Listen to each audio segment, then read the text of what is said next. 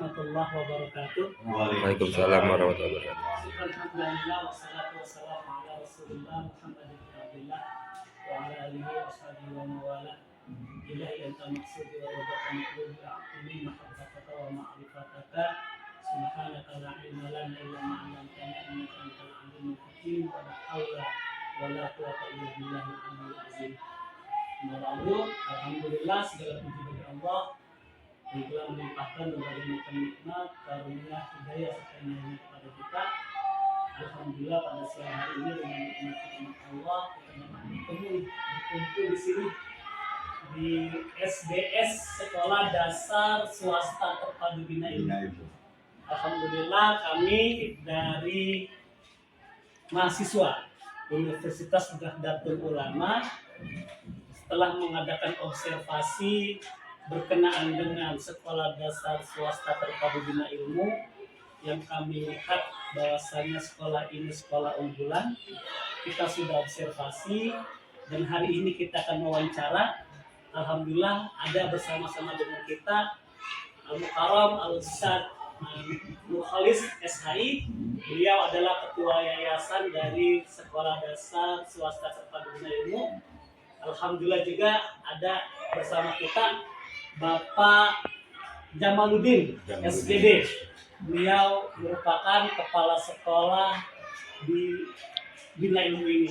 Mudah-mudahan dari beliau-beliau ini kita dapat menggali informasi berkenaan dengan Sekolah Dasar Terpadu Bina Ilmu yang menurut hasil observasi kami termasuk daripada salah satu sekolah unggulan yang ada di Kecamatan Parung, dan insya Allah akan menjadi contoh sekolah-sekolah yang lain untuk mengikuti jejak metode sistem pembelajaran yang ada di sekolah ini.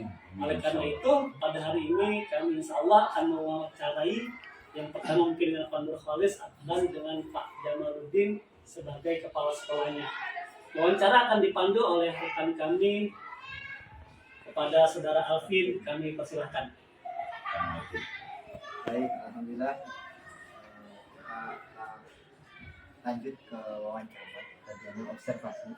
Sekarang kami datang ke sini ini akan mewawancarai mengenai SDS Terpadu Bina Ilmu ini. Dalam program unggulan di sekolah ini kan kelihatannya dari tahfiz. Anak-anaknya ini harus hafal juz 30. Minimal harus juz 30. Jadi saya mau menanyakan apakah ada kebijakan yang mewajibkan peserta didik ini untuk menghafal juz 30, Pak? Waalaikumsalam. Artinya di sini memang kita umumnya menghafal apa sih nilai jualnya di Bina Ilmu ini. Salah satunya adalah kita menghafal Al-Quran. Yang alhamdulillah dari segi anak-anak sudah ada yang lebih dari hafal juz 30. Bahkan ada yang juz 29 sudah hafal, masuk juz ke 28. Nah, akhirnya kita memang tidak mewajibkan, tapi mengharuskan. Tapi gimana ya? Wajib, tidak wajib, tapi mengharuskan gitu. Anak harus hafal, bahkan kelas 6 itu lulus kelas 6 minimal dia harus hafal juz 30. Itu para pendiri Bina Ilmu yang dulu memberikan kepada Bina Ilmu, pokoknya anak itu minimal apa sih ketika beliau ini apa yang beliau bawa dari Bina Ilmu? Bukan hanya beliau membawa ijazah lalu masuk. Terus Pak, saya mau menanyakan bagaimana sih respon wali murid ini terhadap program-program yang ada di SDS Terpadu Bina ini? Alhamdulillah wali murid sangat setuju untuk program-program yang ada di Bina Ilmu. Programnya apa saja? Menjawab ayat, pertama sholat duha. Sholat duha di jam 7 kurang 10 menit kita sampai jam 7 sholat duha. Setelah itu baru ramai ayat. Menghafal setiap hari menjadi doa, terus tambahan hafalan suratnya. Setelah itu bahasa Sunda, bahasa Inggris, bahasa Arab, mufrodat untuk keseharian. Setelah itu bahasa kita ngaji Iqra. Ini programnya. Iqra, Al-Quran, beda-beda kelompok. Kelas 1 kelompok 6, lalu Al-Quran dipisah. Masing-masing guru pegangannya. Nah, setelah kelompok setelah itu baru masuk ABM jam 8 sampai lulus setengah 12, baru kegiatan Isoma, duhur, kegiatan sebelum duhur ada materi lagi. Kelas 1 itu praktek ibadah, fikihnya.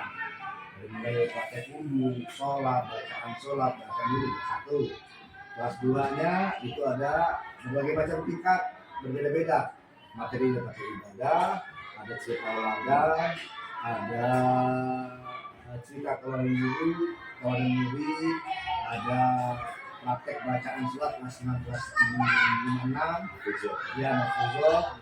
Terus kelas 56-nya praktek sholat jenazah. Itu yang kita terapkan. Kenapa? Karena ketika mereka pulang nanti ke rumahnya masing-masing, pasti ada sholat jamaah, sholat jenazah, mereka sudah siap, sudah bisa untuk mempraktekannya. Setelah itu sholat zuhur istirahat sampai jam 1 masuk KBM sampai jam 3. Selesai jam 3 materi lagi. Ada tulis halus, sambung.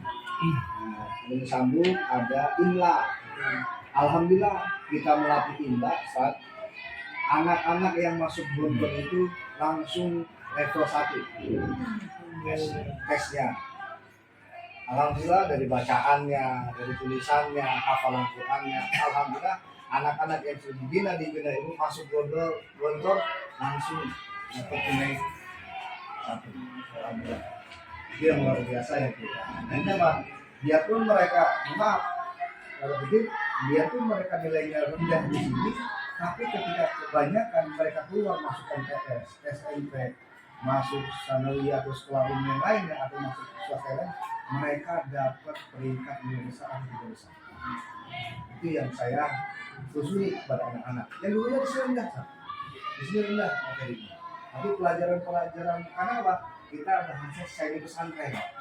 Bahkan malam ini kelas 6 ada mabit, apa jalan? Iya, mabit. Materinya apa? Mereka nggak pulang sebentar baru latihan. Jam 5 mereka lihat lagi. Jam 5 mereka bekerjaan, hafalan Quran, bacaan Quran, terus nanti pada maghribnya materi lagi ibadah, persiapan sholat isya sampai isya, istirahat makan, materi lagi sampai jam 10. Mereka istirahat, jam 3 kita bangun sholat pagi. Mulai sampai terus sampai itu. Jadi ketika mereka keluar dari bina ilmu, masuk pesantren sudah tidak aneh. Itu yang ada di belakang. Program terpadu bina ilmu ini cukup mumpuni berarti ya Pak, mengenai Kita bentengin dulu tentang religius agamanya. Alhamdulillah. Saya juga sedikit menambahkan Ustaz ya mengenai latar belakang takbir diterapkan kita, karena ini sejalan dengan visi dan misi dari bina ilmu sendiri, yaitu bagaimana membentuk generasi yang akan datang yang berakhlakul Qur'ani dengan berwawasan lingkungan dan juga berkemampuan ilmu dan teknologi. Itu dia salah satu dasarnya ya kenapa kita coba untuk mengangkat atau menitik beratkan pada program takbir ini. Jadi agar sejalan dengan visi dan misi jadi sekolah kita seperti itu. Selanjutnya mengenai guru-guru tadi juga tentunya guru-guru kami juga dibekali sebelum mereka memberikan materi ya yang berhubungan dengan mengaji, yang berhubungan dengan takbir. Setiap minggunya Pak, setiap minggunya kita adakan pertemuan di bawah bimbingan dari bidang kerohanian. Jadi setiap minggu kita sambil mengevaluasi tentang kegiatan KBM yang sudah berjalan. Nah itu ada pengajian untuk Bapak Ibu guru. Itu salah satu bagian kita mencas ya, mencas kemampuan dari para pendidik. Itu tambahan. Lama Pak, saya mau menanyakan, kan setiap hafalan program untuk menghafal Al-Quran ini kan pasti ada metode-metode yang lain. Ada metode Pakistan. Nah, maksud saya dulu pakai metode Pakistan. Jadi saya dulu tuh hafal satu juz, dibaca dulu sampai 50 kali balik. Nanti stop. Ya, jadi cuma dibaca doang. Itu metodenya Pakistan. Nah, apa di sini tuh menggunakan metode apa, Pak? Iya, ya mungkin kalau dinamakan apakah itu metode Pakistan atau metode yang lainnya, kami kurang jelas apa ya. Tapi kita coba untuk menerapkan yang namanya ODOA. ODOA itu one day one ayat. One day one ayat. Nah, setiap hari ya setelah kita melakukan kegiatan yang namanya zero hour, Pak, pada saat mereka baru masuk, kemudian tadi sudah dikatakan ada duha, dan di situ ada yang disebut dengan ODOA, one day one ayat. Nah, ini bagian dari murojaah. Dalam hal ini kita khususkan kepada juz 30 ya. Selain itu juga, selain harian di ODOA tersebut, one day one ayat murojaah tersebut, juga kita masukkan ke dalam jadwal pelajaran. Jadi ke dalam jam reguler ada yang namanya jam tahfidz. Nah, di situ khusus dalam seminggu itu 2 jam pelajaran seperti itu, dan itu sistemnya setoran ya, dari beberapa surat ya yang sudah mereka hafal ya, kemudian ataupun beberapa ayat ya jika suratnya itu ayatnya itu agak banyak seperti itu. Dan juga dalam hal ini juga ya butuh sinergi dengan orang tua ya untuk ikut mengawasi dari hafalan. Terus apakah guru tahfiz di sini itu cukup membimbing untuk anak-anaknya? Apakah ada metode untuk membimbing anak-anaknya khusus untuk guru tahfiznya? Iya. Kebetulan beberapa waktu yang lalu kita juga pernah kerjasama ya, Polis ya, dengan salah satu lembaga tahfidz ya, di sela-sela di luar jam pelajaran ya, ada beberapa murid kita yang memang kita bimbing untuk pendalaman dari tahfidz tersebut. Dan juga dalam hal ini juga khususnya untuk kelas-kelas atas ya, yang nanti mungkin di akhir tahun itu nanti kita akan jelaskan mengenai program munakosa dan sebagainya. Nah itu ada kita bagi-bagi kelompok. Di situ ada beberapa guru ya yang memang kita programkan mereka untuk menangani tahfidz ya, ada sekitar 3 atau sampai 5 orang guru ya. Kita bagi beberapa kelompok, dan di situ kita tempat lagi mengenai setoran hafalannya, kemudian bacaannya, tajwidnya dan sebagainya. Seperti itu. Terus berapa kali dalam setahun ini wisuda mengenai juz 30? Setahun sekali. Setahun Hari sekali. kita mengadakan namanya sidang munakosa. Ya, Bisa di jalan dua ya. Iya, sudah dua kali melakukan wisuda tahfidz. Alhamdulillah, anak-anak itu sudah mencapai 30, bahkan dari lama kita sebelum anak mengikuti ujian munakosa itu ibaratnya kita bimbing dulu saja. Jadi ada guru khusus juga, ada Ustaz Faiz. Dia sudah hafal 30 juz gitu. Dia saat pesantren di tahfidz di Ciawi. Ada Haji Momon, kita dari luar Ustaz Abdul Halim. Kita bantu dia. Nanti setelah itu kita kelompokkan, misalnya dari surat An-Nas sampai surat Ad-Duha orang, dari Ad-Duha, dari Al-Lail sampai berapa surat itu sampai juz 30. Jadi kelompok Level ya. level ya. Kalau dari juz 30 yang juz 29 berarti lagi.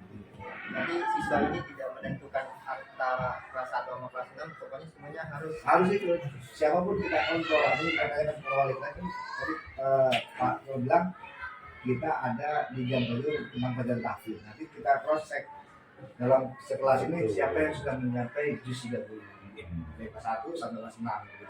Syukur-syukur alhamdulillah sih sekarang udah sampai juz 28 gitu. Terus kan beberapa tahun yang belakangan ini kan banyak program di televisi mengenai tahfiz. Nah, apakah SDS Terpadu Bina Ilmu ini memberikan peluang untuk siswinya ini untuk berlomba untuk mengikuti lomba mengenai tahfiz ini? Alhamdulillah kita dalam setiap lomba mengikuti ada lomba tahfiz. Alhamdulillah. Kan kita nggak usah jauh-jauh untuk membimbing guru sudah ada. Ada Faiz yang setiap standby membimbing anak-anaknya untuk mengikuti perlombaan tahfiz. Alhamdulillah dari semua yang diikuti pernah juara 1. Tingkat tertingginya mengenai lomba tahfiz nasional kah? Kecamatan bertingkat kecamatan aja. SD sih ya. Iya, dan alhamdulillah ya, karena salah satu dari referensi ya bagian dari jalur prestasi juga Ustaz. Sekarang itu untuk melanjutkan ke SMP dan juga ke jenjang yang lebih tinggi, salah satunya dari tahfiz ini.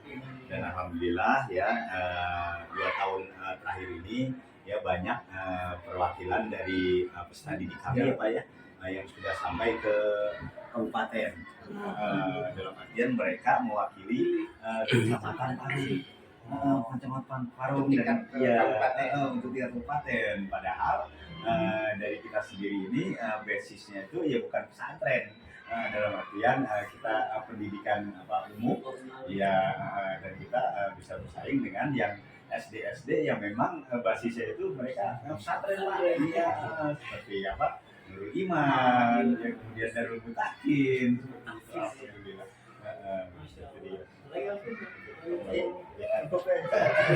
Alhamdulillah, demikian wawancara kita berkenaan dengan sekolah. Masih banyak ya. Masih banyak ya. Iya, saya percaya karena banyak. memang sudah banyak testimoni dari lulusan Bina Ilmu. Ya, karena saya juga kebetulan anak saya dua-duanya di sini. Dan saya melihat progresnya, kehidupannya yang di sekolah itu kadang dibawa di rumah. Itu luar biasa sekali dan saya nggak begitu berat untuk mendidik anak gitu. Jadi kalau apa-apa Ustaz ya kadang bilang nggak boleh kata Pak Ustaz ini Bapak ini Mister ini nggak boleh gitu. Artinya kebawa sampai ke rumah. Artinya apa yang diberikan pelajaran di sekolah Bina Ilmu ini insya Allah bisa kebawa ke rumah. Amin. Aja sebagai orang tua juga artinya lebih mudah untuk mengarahkannya lagi. Baik, terima kasih kepada Pak Nurholis Yayasan Sekolah Dasar Bina Ilmu dan Pak Jamaluddin. Terima kasih atas waktunya. Semoga Sekolah Bina Ilmu terus menjadi sekolah percontohan dan terus ditingkatkan lagi kualitas karakternya khusus berkenaan dengan tahfiz ini. Sekian dari saya. Assalamualaikum warahmatullahi wabarakatuh. Waalaikumsalam.